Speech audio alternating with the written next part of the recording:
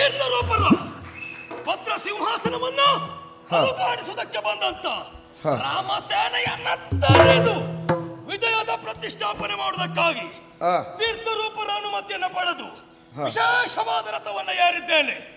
ಏರಿದ್ದು ಮಾತ್ರ ಅಲ್ಲ, ಲಂಕಾ ನಗರದ ರಣಕ್ಷೇತ್ರವನ್ನು ಹೊಕ್ಕು ಮುಂದತ್ತಿ ಬರುವ ಕೋಪಿತಿಗಳನ್ನ ತಡೆದು 60 ಕೋಟಿ ಮಂಗಗಳ ಸಂಹಾರ ಮಾಡಿ ಮುಗಿಸಿದ್ದೇನೆ.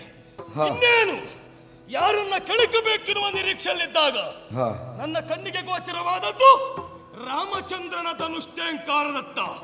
ಹಾಗಾದ್ರೆ ಎಲ್ಲರಲ್ಲಿ ಕದನ ಕೊಟ್ಟ ಹಾಗೆ ರಾಮನೊಂದಿಗೆ ಹೋರಾಟ ಅಲ್ಲ, ವಿಶೇಷವಾಗಿ ಮಾಯಕದ ವಿದ್ಯೆಯನ್ನು ಪ್ರಕಟಪಡಿಸಬೇಕು. ಶಿವಾನುಗ್ರಹದಿಂದ ಪಡೆದ ರಥವನ್ನ ಏರಿ ಮೋಡದ ಮರೆಯಲ್ಲಿ ಅಂತರ್ಧಾನ ಹೊಂದುವುದರ ಮುಖೇನ ರಾಮ ಸೇನೆಯಲ್ಲಿ ಉಳಿದವರು ದರಗೆ ಬೀಳುವ ಹಾಗೆ ಅಂಬಿನ ಮಳೆಯನ್ನ ಸುರಿಸುತ್ತಾ ಮುಂದೆ ಹೋಗ್ತಾರೆ.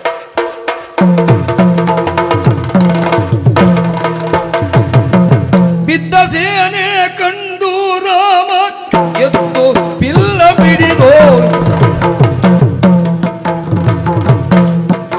ಬಿದ್ದ ಸೇನೆ ಕಂಡು ರಾಮ ಎದ್ದು ಬಿಲ್ಲ ಬಿಡಿದು ಸರಳ ತಿದ್ದಿ ಬಿಡಲು ಹೋಗಿ ಕೂಳ ಇದ್ದುದ ಕಂಡು,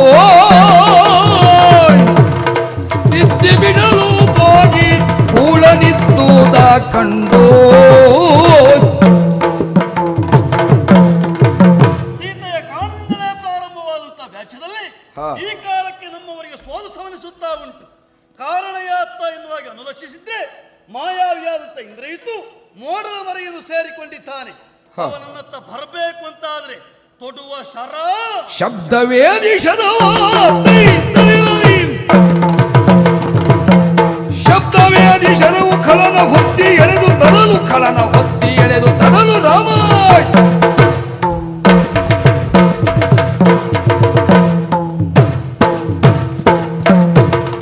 ರಾಮಭದ್ರಗೆ ಮಾರಾಂತು ನುಡಿದ ಯುದ್ಧ ಮಧ್ಯದಿ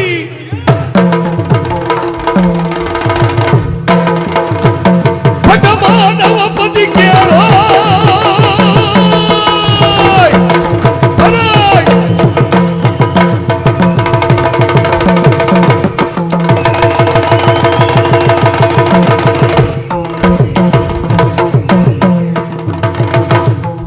ಮಾನವ ಪತಿ ಕೇಳು, ಕಪಿಗಡನವ ಕೆಡಗಿದೆ ತಾಳು, ಕಪಿಗಡನವ ಕೆಡಗಿದೆ ತಾಳು. ಮನದಿಯ ಕಳಕೊಂಡದಮ ಹೊರ ಕೊಡುವೆಯ ಸುಲಭವೇ ನಮ. ಈ ಮಾಯೆಯನ್ನ ಬ್ಯಾಧಿಸಿ ತನ್ನನ್ನ ಸೆಳೆದವ ಯಾರು ಎನ್ನುವಾಗ ಯೋಚನೆ ಮಾಡಿದ್ರೆ ರಾಮಚಂದ್ರಮ ನಾನೇ. ನೀಲನ ಸೇನಾಧಿಪತ್ಯದಲ್ಲಿ ನೀಲ ಮೇಘ ಶಾಮನಾಗಿ ಕಂಗೊಳಿಸುವುದರ ಮುಖೇನ ನಮ್ಮವರೆಲ್ಲರೂ ಯಮನಾಲಯವನ್ನ ಸೇರುವ ಹಾಗೆ ತನ್ನ ಸಾಹಸವನ್ನ ಪ್ರದರ್ಶನ ಮಾಡಿದ ರಾಮ. ನಿನ್ನನ್ನು ಕಂಡಾಗ ಪಠಮಾನವಪತಿ. ಯಾಕೆ ಉದ್ಗಾರ ಅಂತ ಅರ್ಥ ಆಗಲಿಲ್ಲ? ಪಠ ಎನ್ನುವುದಕ್ಕೆ ಅರ್ಥ ಬಿರುಕು ಎನ್ನುವುದೊಂದುಂಟು. ಹಾಗೂ ಹೌದು, ರಾಮ ಸೇನೆಯಲ್ಲಿ ಅಲ್ಲದಿದ್ದರೂ ರಾಮನ ಬದುಕಿನಲ್ಲಿ ಬಿರುಕು ಎಷ್ಟರ ಮಟ್ಟಿಗೆ ತಂದು ಕೊಟ್ಟಿದ್ದೇನೆ ಹಾಗೆ ಯೋಚನೆ ಮಾಡಿದ್ರೆ ಬದುಕನ್ನ ಕಟ್ಟಿಕೊಳ್ಳುವುದೇ ಕಷ್ಟ. ಅಷ್ಟರ ಮಟ್ಟಿಗೆ ಬಿರುಕು. ಸಹೋದರ ಬಾಂಧವ್ಯದಲ್ಲಿ ಬಿರುಕು ಕಾಣುವವರ ಕಣ್ಣಿಗೆ ಕಂಡಿತು ಎನ್ನುವ ಹಾಗೆ ಪಟ್ಟಾಭಿಷೇಕದ ವಿಷಯ ಅಲ್ಲಿಗೂ ಮುಗಿಲಿಲ್ಲ. ದಾಂಪತ್ಯದಲ್ಲಿಯೂ ಬಿರುಕು ಬಂತು. ಹೇಗೋ ಹೆಂಡತಿಯನ್ನ ಕಳೆದುಕೊಳ್ಳಬೇಕಾದ ಪರಿಸ್ಥಿತಿ. ಅದೆಲ್ಲವೂ ಆದದ್ದು ಹೇಗೆ? ನಮ್ಮವರಿಗೆ ಬಿರುಕು ನೀ ತಂದದ್ದರಿಂದ ಅಂತ ಹೇಳಿದ್ರೆ ಶೂರ್ಪನಖೆಯ ನಾಸಚ್ಛೇದನ ಮಾಡಿದೆ, ಲಂಕೆಗೆ ಅವಮಾನ ಮಾಡಿದೆ. ಶೂರ್ಪನಖೆಯ ದೇಹದ ಅಂಗದಲ್ಲಿ ಬಿರುಕು ತಂದ ಕಾರಣ ನಿನ್ನ ದಾಂಪತ್ಯದಲ್ಲಿ ಬಿರುಕನ್ನು ನೀನೇ ತಂದುಕೊಂಡ ಹಾಗಾಯಿತು. ಸರಿ, ಅಲ್ಲಿಗೂ ಮುಗಿಲಿಲ್ಲ. ಮತ್ತೆ ಬಿರುಕನ್ನ ಸರಿ ಮಾಡಿಕೊಳ್ತೇನೆ ಎನ್ನುವ ಕಾರಣಕ್ಕಾಗಿ ಇಲ್ಲಿಯವರೆಗೆ ಬಂದು ಮೇಘನಾಥನ ಮಾಯೆಯನ್ನ ದೂರ ಮಾಡಿದ ಎಂಬಲ್ಲಿಗೆ ವಿಜಯ ನಿನಗಾಗ್ತದೆ ಹಾಗೆ ಭಾವಿಸಬೇಡ. ಮತ್ತೆ ಶಿವಾನುಗ್ರಹ, ಬ್ರಹ್ಮಾನುಗ್ರಹ ಎಲ್ಲವನ್ನ ಹೊಂದಿದವನು ನಾನು. ಮಾಯಕದ ಆಟವನ್ನ ಪ್ರಾರಂಭ ಮಾಡಿ ಹೊರಟರೆ ಇನ್ನೂ ಮಾಯಕವನ್ನ ಪ್ರಾರಂಭ ಮಾಡುವ ಸಾಮರ್ಥ್ಯ ಇಂದ್ರಜಿತುವಿನಲ್ಲುಂಟು. ಭೇದಿಸ್ತೀಯಾ? ಮಾಯದಿಗಳೆಣಿಸುವೆಯ ಮಾಯದಿಗಳೆಣಿಸುವೆಯ ತವ ತಾಯ ಬಸಿರೊಗಡ ವಿವೇಯ, ತವ ತಾಯ ಬಸಿರೊಳಗಡ ವಿವೇಯ. ಸೂರ್ಯ ಕುಲಜನ ಮನಲಿ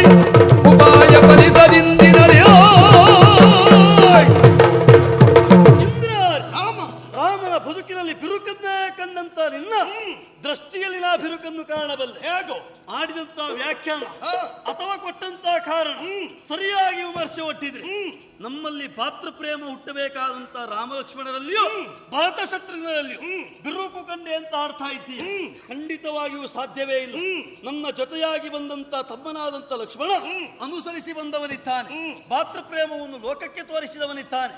ಭರತ ನಾಮಕ ನನ್ನ ತಮ್ಮ ನನ್ನ ಪಾದುಕೆಯನ್ನಿರಿಸಿ ಈ ಕಾಲಕ್ಕೆ ಜಟಾವಲ್ಕಧಾರಿಯಾಗಿ ನಂದಿಗ್ರಾಮದಲ್ಲಿ ತ್ಯಾಗಿಯಂತೆ ಬದುಕುತ್ತಾ ಇದ್ದಾನೆ. ಅದನ್ನು ಪಾತ್ರ ಪ್ರೇಮ ಅಂತ ಆಡಬೇಕಾಗುತ್ತೆ, ಬಿರುಕು ಅಂತ ಆಡುವುದಕ್ಕಿಲ್ವೇ ಇಲ್ಲ. ಹಾಗಲ್ಲ, ಕಾಣುವವರ ಕಣ್ಣಿಗೆ ಬಿರುಕು. ಕಾರಣ ಏನು ಕೇಳಿದ್ರೆ ಹೇಗೆ? ರಾಮ ಪಟ್ಟಾಭಿಷೇಕ ಕೈಕೆಯ ಮನಸ್ಸನ್ನು ಒಡೆಯುವ ಹಾಗೆ ಮಾಡ್ತದೆ ಅಂತ ಆದ್ರೆ ರಾಮ ಇದ್ದದ್ದು ಬಿರುಕು ಅಂತ ಆಯ್ತಾ ಇಲ್ವಾ? ಖಂಡಿತ ಅಲ್ವೇ ಅಲ್ಲ. ಮತ್ತೇನು? ತತ್ಪರಿಣಾಮವಾಗಿ ಏನಾಯಿತು? ರಾಮನಿಗೆ ಪಟ್ಟ ತಪ್ಪಿರಬಹುದು. ಲೋಕದಲ್ಲಿ ರಾಮ ಮಾನಿಸುವಾಗ ಆದದ್ದು ಹೇಗೆ ಕೇಳಿದ್ರೆ ಪಿತೃವಾಕ್ಯ ಎನ್ನುವಂತ ವಿಶೇಷ ಧರ್ಮ ಅನುಸರಿಸಿದ್ದರಿಂದಲೇ ಲೋಕವೇ ಮಾನಿಸಲ್ಪಟ್ಟಿತು ಎನ್ನುವಲ್ಲಿಗೆ ಲೋಕಕ್ಕೆ ಬಿರುಕು ಕಾಣಲಿಲ್ಲ. ಮತ್ತೆ ನೀ ಆಡಿದ ಹಾಗೆ ಹೆಂಡತಿಯಲ್ಲಿ ಬಿರುಕು ಬಂತು, ಬಿರುಕು ಬಂದತ್ತಲ್ಲ, ಬಿರುಕು ಭರಿಸುವ ಹಾಗೆ ಮಾಡಿದ್ದು. ಅದಕ್ಕೆ ಮೂಲ ಕಾರಣ ಯಾವುದು ಕೇಳಿದ್ರೆ ನೀವು ಆಶ್ರಯಿಸಿದಂತ ಮಾಯಿ. ಆ ಆಶ್ರಯಿಸಿದಂತ ಮಾಯನ್ನಾದರೂ ತೆಗೆಯುವುದರ ತನ್ಮೂಲಕವಾಗಿ, ಒಡೆಯುವುದರ ತನ್ಮೂಲಕವಾಗಿ ನಾವು ಬಂದು ನಿಂತವರಿದ್ದೇವೆ ನಿಮ್ಮ ಅಲಂಕಾರಗರವನ್ನು. ಎಲ್ಲಿಯವರೆಗೆ ಕೇಳಿದ್ರೆ ನೀನೇ ಆಡಿದ ಹಾಗೆ ಶೂರ್ಪನಕ್ಕೆ ಮೂಗಿನೊಳಗೊಂದು ಬಿರುಕು ಬಂತು ಅಥವಾ ದೇಹದ ಅಂಗದೊಳಗೊಂದು ಬಿರುಕು ಬಂತು. ಯೋಚನೆ ಮಾಡಿ ನೋಡು, ಮಾಯದ ಮೂಲಕವಾಗಿ ಸರ್ವಸಿದ್ಧಿಯನ್ನು ಪ್ರಾಪ್ತಿಸಿಕೊಳ್ತೇವೆ ಅಂತ ಆಡುವ ನಿಮಗೆ ಒಂದು ಶೂರ್ಪನಕ್ಕೆ ಮೂಗು ತರುವುದಕ್ಕಾಯ್ತು? ಆಗ್ಲಿಲ್ಲ. ಯಾಕೆ? ಸರ್ವಾಂಗ ಸುಂದರಿಯಾಗಿ ನನ್ನ ಮುಂದೆ ಕಾಣಿಸಿಕೊಂಡಂತ ಶೂರ್ಪನಕ್ಕೆ ಆದರೂ ಮೂಗು ಹೋದ ಕಾಲಕ್ಕೆ ಮೂಗು ಮರಳಿ ಬರುವುದಿಲ್ಲ ಅಂತ ಆದ್ರೆ ಮಾಯೆ ಶಾಶ್ವತ ಅಲ್ಲ ಎನ್ನುವುದನ್ನು ಅರ್ಥೈಸಿಕೊಳ್ಳಬೇಕಾಗಿಲ್ಲ. ಮತ್ತೆ ನಮಗೆ ಇನ್ನೊಂದು ಮೂಗನ್ನು ನಾವು ತರಿಸಿದ್ರೆ ಏನಾಗ್ತದೆ? ಹುಟ್ಟುವಾಗ ಇದ್ದ ಮೂಗು ಅಂತ ಆಗುದಿಲ್ಲ, ಕೃತಕ ಸೇರ್ಪಡೆ ಅಂತ ಆಗ್ತದೆ. ನಾವು ನಮ್ಮಲ್ಲಿ ಸೇರ್ಪಡೆಗೆ ಅವಕಾಶ ಇಲ್ಲ, ಇದ್ದದರಲ್ಲಿಯೇ ಇದ್ದದ್ದನ್ನ ಮಾಡಿ ತೋರಿಸ್ತೇವೆ. ಹಾಗಿದ್ರೆ ಅರ್ಥ ಎಂತದ್ದು? ನಮಗೆ ಪ್ರಯೋಜನ ಸಿದ್ಧಿಗಾಗಿ ಪ್ರಾಪ್ತವಾಗುವುದಲ್ಲ, ಕೇವಲ ಆ ಕ್ಷಣಕ್ಕೆ ಮಾತ್ರ ನಿಮ್ಮ ಮಾಯೆ ಅಂತ ಮಾಡುವುದು. ಹಾಗೆ ಇಷ್ಟ ಆಡುವಲ್ಲಿ ಕಾರಣ ಎಂತದ್ದು? ಈಗ ನಾವು ಮಾಯ ಮಾಡಿದಾಗಲೂ ನಿಮ್ಮನ್ನ ನಾವು ಬೇಕಾದ ಹಾಗೆ ತಪ್ಪಿಸುದು ಸತ್ಯ ತಾನೆ? ಹೌದು. ನೀವು ನೋವನ್ನು ಅನುಭವಿಸುದು ಸತ್ಯ ತಾನೆ? ಖಂಡಿತ. ನಮಗೆ ಬೇಕಾದದ್ದು ಅಷ್ಟೇ. ಆದ್ರೆ ಪರೋಕ್ಷವಾಗಿ ನೀವು ಆಲೋಚನೆ ಮಾಡಬೇಕು. ಅತ್ಯಂತವಾಗಿ ಪ್ರಾಪ್ತವಾದದ್ದೆಂತದ್ದು? ನಿಮ್ಮ ನಿರೀಕ್ಷೆ ಇದ್ದದ್ದು ರಾಮ ಪಕ್ಷಕ್ಕೆ ನೋವಾಗಬೇಕು ಎನ್ನುವ ಹಾಗೆ ಮಾಯೆಯನ್ನು ಅವಲಂಬಿಸಿದವರಿದ್ದೀರಿ. ರಾಮನ ಕಣ್ಣಲ್ಲಿ ನೀರು ಬಂದಿರಬಹುದು, ತತ್ಪರಿಣಾಮವಾಗಿ ಆದದ್ದೆಂತದ್ದು? ಲಂಕೆಯ ಸರ್ವನಾಶ ಆಗಿ ಹೋಗಿದೆ. ಎಲ್ಲಿಯವರೆಗೆ ಕೇಳಿದೆ ನಿನ್ನ ತಮ್ಮನ ಅಂತ ಅಕ್ಷಕುಮಾರನ ತೊಡಗೊಂಡು ಇಂದಿನ ರಣಭೂಮಿಯಲ್ಲಿ ಲೆಕ್ಕ ಹಾಕಿದೆ. ರಾಮನ ತಮ್ಮನಾದಂತ ಕುಂಭಕರ್ಣನ ತನಕ ಸಾವನ್ನಪ್ಪಿದ್ಯಾವುದರಿಂದ ಕೇಳಿದ್ರೆ ನಿಮ್ಮಯ ಮಾಯೆಯ ಪರಿಣಾಮವಾಗಿ ಯಾವ ರಾಮನಿಗೆ ನೋವು ಬರಬೇಕು ಎನ್ನುವಾಗ ಭಾವಿಸಿದ್ದರೂ ತತ್ಪರಿಣಾಮವಾಗಿ ನಿಮಗೆ ನೋವು ಬರ್ತದೆ ಅಂತ ವಿಷವಾಗ್ತದೆ ಎನ್ನುವುದನ್ನು ನೀವು ಅರ್ಥವಿಸಿಕೊಳ್ಳಬೇಕಾಗಿದೆ. ವಿಷವಾದರೂ ತೊಂದರೆ ಇಲ್ಲ. ಆ ವಿಷಯದಲ್ಲಿ ಸಂತೋಷವನ್ನ ಕಾಣುವವರು ಯಾರು ಗೊತ್ತುಂಟ? ಸೀತೆ ತನ್ನವಳಾಗಬೇಕೆನ್ನುವ ಕಾರಣಕ್ಕೆ ನಮ್ಮ ಅಪ್ಪ ಕರ ತಂದದ್ದು. ನಮ್ಮವರೆಲ್ಲರೂ ಸರ್ವನಾಶ ಆದರೂ ತೊಂದರೆ ಇಲ್ಲ, ಹೆಚ್ಚೇನು ನನ್ನ ಪ್ರಾಣ ಸಮರ್ಪಣೆಯಾದರೂ ತೊಂದರೆ ಇಲ್ಲ.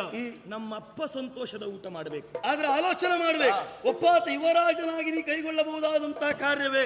ಖಂಡಿತವಾಗಿಯೂ ಅಲ್ವೇ ಅಲ್ಲ.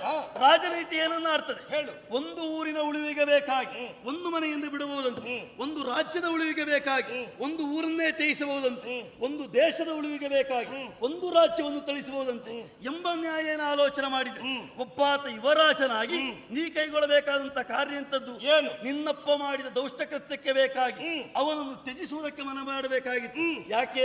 ಕೇವಲ ತಂದೆಗೆ ಮಗನಾಗಿ ಮಾತ್ರ ನಿನ್ನ ವ್ಯವಹಾರ ಅಲ್ಲ, ಇಲ್ಲಿಗೆ ಯುವರಾಜ ಎನ್ನುವುದನ್ನು ನೀವು ಮನಗೊಳ್ಳಬೇಕಾಗುತ್ತದೆ. ರಾಕ್ಷಸ ಸಂಸ್ಕೃತಿ ಉಳಿವಿಗೆ ಬೇಕಾಗಿ ಅದರ ನಾಯಕನಾದಂತ ನೀನು ತೊಡಗಿಸಿಕೊಳ್ಳುವಲ್ಲಿ ತಪ್ಪು ಹೆಜ್ಜೆ ಇಟ್ಟಿದ್ದಿ ಎನ್ನುವುದು ಸ್ಪಷ್ಟವಾಗುತ್ತದೆ. ಏನು? ಅದೇ ಯೋಚನೆ ಮಾಡುವುದಾದ್ರೆ ನೀನು ಒಂದು ಕೆಲಸ ಮಾಡಬಹುದಿತ್ತು. ಹೇಗೋ? ಸಾಕೇತದ ಸರ್ವರು ಬಯಸಿದ್ದ ಹೇಗೆ ರಾಮರಾಜ್ಯ ಆಗಬೇಕು, ಸರಿ, ಅಯೋಧ್ಯೆಯ ಪೀಠವನ್ನ ರಾಮ ಏರಬೇಕೆನ್ನುವ ಹಾಗೆ ನೀನು ಅದೇ ಆಸೆಯನ್ನ ಪೂರೈಸುವುದಾದರೆ ಮಾತು ಕೊಟ್ಟ ದಶರಥನನ್ನ ತಿರಸ್ಕಾರ ಮಾಡಿ ಪೀಠ ನೀನೇರ್ಬೇಕಾಗಿತ್ತು. ಯಾಕೆ ಇರಲಿಲ್ಲ? ಖಂಡಿತವಾಗಿ ಈ ಕಾಲಕ್ಕೆ ಅಯೋಧ್ಯೆಯ ಪೀಠ ಯಾರದ್ದು ಕೇಳು?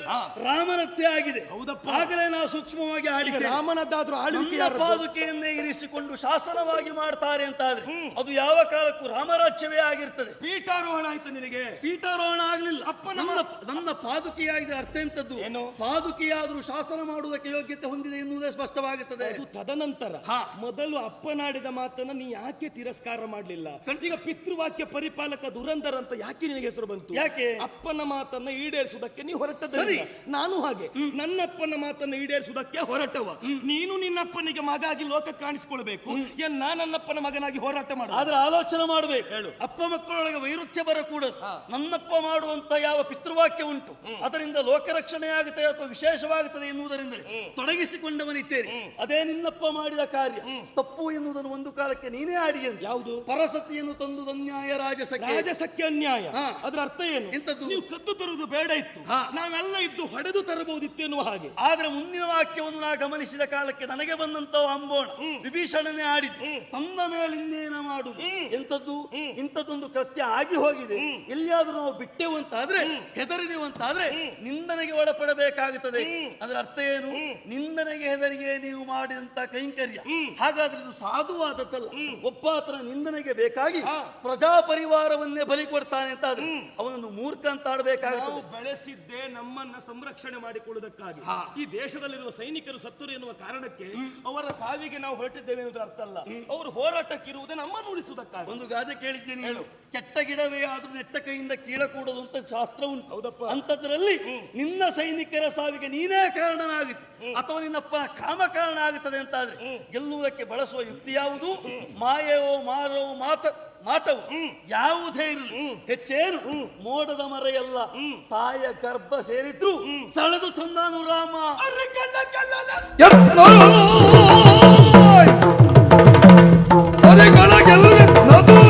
ಧನುಜರುದಿಟ ಮಾಯಾವಿಗಳು, ಧನುಜರುದಿಟ ಮಾಯಾವಿಗಳು, ನರರೆಂಬನು ಕೆಣಕುವುದು ಹರಿಗಿದಿರಾದಂತಗುದೋ.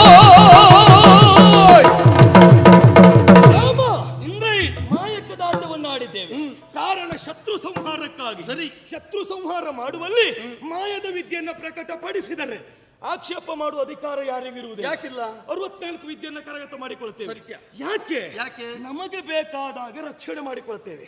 ಆಯುಧವನ್ನು ಹೊರೆಯಲ್ಲಿ ಇರಿಸಿಕೊಂಡಿದ್ದೇವೆ ಎನ್ನುವ ಕಾರಣಕ್ಕೆ ಆಯುಧ ಇನ್ನೊಬ್ಬನನ್ನ ಕಡಿಯುವುದಕ್ಕೆ ಇದ್ದದ್ದಲ್ಲ, ನಮ್ಮನ್ನ ರಕ್ಷಣೆ ಮಾಡಿಕೊಳ್ಳುವುದಕ್ಕಿದ್ದದ್ದು. ಶತ್ರುಗಳಿಂದ ನಾವು ರಕ್ಷಿತರಾಗಬೇಕೆನ್ನುವ ಕಾರಣಕ್ಕಾಗಿ ಮಾಯಾವಿದ್ಯೆ ಪ್ರಕಟ ಮಾಡಿದ್ದೇವೆ. ಇದು ಅಥರ್ವಣ ವಿದ್ಯೆಯ ಒಂದು ಭಾಗ. ಅಥರ್ವಣ ವಿದ್ಯೆಯ ಆಕ್ಷೇಪವೇ ಅದೇ ಹೌದಾದರೆ ನಿನ್ನ ಹುಟ್ಟು ಪುತ್ರ ಕಾಮೇಷ್ಟಿ, ಇದು ಅಥರ್ವಣ ವಿದ್ಯೆಯ ಒಳಗೆ ಸೇರ್ಪಡೆಯಾದದ್ದು. ಈಗ ರಾಮನ ಹುಟ್ಟು ಲೋಕಕ್ಕೊಂದು ಆಕ್ಷೇಪ ಅಂತ ಆಗಬೇಕು ತಾನೆ? ಇಂದ್ರಜಿತು ಎರಡನ್ನೂ ಒಂದೇ ದೃಷ್ಟಿಕೋನದಲ್ಲಿ ಕಾಣುವುದಕ್ಕಾಗುವುದಿಲ್ಲ, ಭಿನ್ನ ವ್ಯತ್ಯಾಸವನ್ನು ಗುರುತಿಸಬೇಕಾಗುತ್ತದೆ. ನೀನೇ ಆಡಿದ ಹಾಗೆ ಕ್ಷತ್ರಿಯರಿಗೂ ಉಂಟು, ಶೈನಾದಿ ಯಾಗಗಳ ಮೂಲಕವಾಗಿ ಶತ್ರುಗಳನ್ನು ಗೆಲ್ಲುವುದಕ್ಕೆ ಆಸ್ಪದ ಉಂಟು. ಹಾಗೆಂದು ಸಾಧುವೋ ಕೇಳಿದ್ರೆ ಖಂಡಿತವಾಗಿಯೂ ಸಾಧುವಾದಂತ ಮಾರ್ಗ ಅಲ್ಲ. ನೀ ಆಡಿಯಲ್ಲ, ನಾ ಹುಟ್ಟಿಯಂತ ಪುತ್ರ ಕಾಮೇಷ್ಟಿಯು ಅಥರ್ವಣ ವೇದದಲ್ಲೇ ಇದ್ದದ್ದು, ವೇದ ಪದಾರ್ಥವೇವಾದದ್ದು ಎನ್ನುವುದರಿಂದ ಅಸಾಧು ಆಗುವುದಕ್ಕಿಲ್ಲವೇ ಇಲ್ಲ. ಕಾರಣ ಏನು? ಯಾಗದ ಪರಿಣಾಮವನ್ನು ಫಲಿತಾಂಶವನ್ನು 3 ವಿಧವಾಗಿ ವಿಂಗಡಿಸಿದ್ದಾರೆ. ಒಂದು ತನ ಹಿತವಾಗಬೇಕು, ಲೋಕಕ್ಕೆ ಯಾವ ಪರಿಣಾಮವನ್ನು ಕೊಡಕೂಡದು. ಎರಡನೆಯ ಪರಿಣಾಮ ಏನು ಕೇಳಿದ್ರೆ ತನ ಹಿತವಾಗಬೇಕು, ಲೋಕಕ್ಕೂ ಹಿತವಾಗಬೇಕು. ಮೂರನೆಯ ಮಾರ್ಗ ಯಾವುದು ಕೇಳಿದ್ರೆ ತನ ಹಿತವಾಗಬೇಕು, ಲೋಕಕ್ಕೆ ಹಿತವಾಗಬೇಕು. ಹಾಗಿದ್ರೆ ನನ್ನಪ್ಪ ಮಾಡಿದಂತ ಪುತ್ರ ಕಾಮೇಷ್ಟಿಯಿಂದ ಯಾರಿಗೂ ಹಿತವಾದದ್ದಿಲ್ಲ. ಅದೇ ನೀವು ಮಾಡುವ ಮಾಯೆಯೋ ಮಾರಣವೋ ಮಾಟೆಯಿಂದಲೋ ನಿಮಗೆ ಒಳಿತಾದರು, ಲೋಕಕ್ಕೆ ಅಹಿತವಾಗಿದೆ ಎನ್ನುವಲ್ಲಿಗೆ ಅದು ಸಿಂಧುವಾಗುವುದಿಲ್ಲ, ತ್ಯಾಜ್ಯ ಎನಿಸಲ್ಪಡ್ತದೆ. ಹೌದಪ್ಪ, ನಾವು ನಮಗೆ ಬೇಕಾಗೆ ಬಳಸಿಕೊಳ್ಳುವುದು. ನಿನ್ನ ಹುಟ್ಟಿಯಿಂದ ಲೋಕಕ್ಕೆ ಅನ್ಯಾಯ ಆಗಿದೆಯೋ ಗೊತ್ತಿಲ್ಲ. ಒಂದು ಗಳಿಗೆಯ ಮಟ್ಟಿಗಾದರೂ ಮಂತರೆ ಹಾಗೂ ಕೈಕೆ ಷಡ್ಯಂತ್ರವನ್ನು ಹೆಣೆದಿದ್ದಾರೆ ಅಂತಾದ್ರೆ ಎಲ್ಲಿಯೋ ರಾಮನ ಹುಟ್ಟು ಅವರಿಗೆ ನೋವು ತಂದು ಕೊಟ್ಟಿದೆ ಎನ್ನುವುದು ಸತ್ಯ. ಕೇವಲ ಆ ದೃಷ್ಟಿಗೆ ಮಾತ್ರ ಯೋಚಿಸುವುದಕ್ಕೆ ಬರುವುದಿಲ್ಲ. ಯಾಕೆ? ಒಬ್ಬಾತನ ಹುಟ್ಟು ಕೆಟ್ಟದ್ದೋ ಒಳ್ಳೆಯದೋ ಎನ್ನುವ ನಿರ್ಧರಿಸುವುದು ಮಾನುಷ ಮಿತಿಯಲ್ಲ. ಅದಕ್ಕೂ ಮೀರಿದಂತ ಋಷಿಮುನಿಗಳು ಮಾನಿಸಬೇಕಾಗುತ್ತದೆ.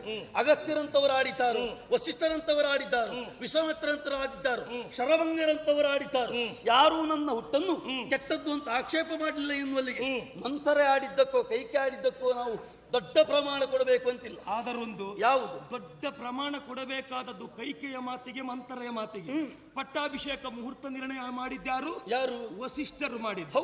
ಹಾಗಾದ್ರೆ ಋಷಿ ನಿರ್ಣಯದಂತೆ ಹೋಗುವುದಾದರೆ ವಸಿಷ್ಠರ ನಿರ್ಣಯದಂತೆ ಪಟ್ಟಾಭಿಷೇಕ ಆಯ್ತಾ? ಆಗ್ಲಿಲ್ಲ. ಅಲ್ಲಿ ಮಂಥರೆ ಹಾಗೂ ಕೈಕೆಯ ಮಾತೇ ನೆರವೇರಿತು ಎಂಬಲ್ಲಿಗೆ ಯಾರದ್ದು ಎಲ್ಲಿ ಹೇಗೆ ಪ್ರಕಟ ಆಗಬೇಕೆನ್ನುವ ಹಾಗೆ ಬಯಸ್ತಾರು ಅಲ್ಲಿ ಅದು ಹಾಗೆ ಆಗ್ತದೆ ಎನ್ನುವುದಕ್ಕೆ ಕಾರಣ ನಿನ್ನ ಬದುಕು. ಪ್ರಕಟ ಆಗುವಲ್ಲಿ ಉದ್ದೇಶ ಏನು ಏನು ಎನ್ನುವುದು ಗಣಿಸಬೇಕಾಗುತ್ತದೆ. ಏನು? ವಸಿಷ್ಠರಾದ್ರು ಸಾಧು ಅಂತ ಆಡಿದ್ರೆ ಖಂಡಿತವಾಗಿ ಇಲ್ವಲ್ಲ. ಅವರ ಭಯಕ್ಕೆ ಇದ್ದದ್ದು ವರರೂಪವಾಗಿ ಪ್ರದತ್ತವಾಗುತ್ತದೆ ಅಂತ ಆದ್ರೆ ಅದು ಸಾಧುವಾಗುವುದಲ್ಲ, ಸಿಂಧುವಾಗುವ ಮಾರ್ಗ ಅಲ್ಲ ಎನ್ನುವುದನ್ನು ಗಮನಿಸಬೇಕಾಗುತ್ತದೆ. ಅದೇ ಹೌದು ಅಂತಾಗಿದ್ರೆ ನೇರವಾದ ಬಯಕೆ ನೀರಿಸಬೇಕಾಗಿತ್ತು. ನೇರವಾದ ಬಯಕೆಯನ್ನು ಇರಿಸುವಲ್ಲಿ ಕೈಕೆಯಾದರೂ ಮುನ್ನುಗ್ಗಲಿಲ್ಲ ಅಂತ ಆದ್ರೆ ಅದು ಸಾಧುವಾದ ಮಾರ್ಗ ಅಲ್ಲ, ಅಥವಾ ಪರೋಕ್ಷವಾಗಿ ಬಳಸಿಕೊಂಡ ಮಾರ್ಗ ಅಂತ ಒಪ್ಪಬೇಕಾಗಿದೆ. ನೇರವಾದ ಮಾತನ್ನ ಹೇಳುವುದಕ್ಕಾಗದೇ ಇದ್ದದ್ದಲ್ಲ, ಆ ಸಮಯಕ್ಕೆ ಹೇಳಿದರೆ ವಿರೋಧಗಳು ಎಷ್ಟು ಬರ್ತದೆ ಎನ್ನುವುದು ಹೇಳುವುದಕ್ಕಾಗುವುದಿಲ್ಲ. ಸರಿ. ಇನ್ನೊಂದು ಚಕ್ರವರ್ತಿಯ ಮಾತು ಚಕ್ರವರ್ತಿಯೇ ಉಳಿಸಿಕೊಳ್ಬೇಕು, ಇದು ಅವಳ ಷಡ್ಯಂತ್ರ ಆಗಿತ್ತು.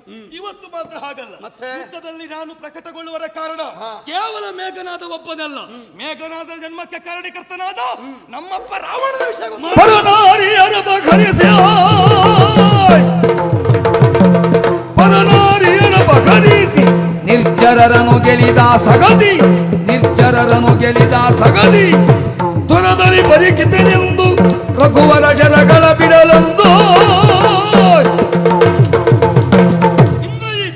ಇಷ್ಟೆಲ್ಲ ಸಮರ್ಥನೆ ಮಾಡುತ್ತಿರುವುದು ಯಾರಿಗೆ ಬೇಕಾಗಿ? ನಮ್ಮಪ್ಪನಿಗೆ, ಇನ್ನಪ್ಪನಿಗೆ ಬೇಕಾಗಿ.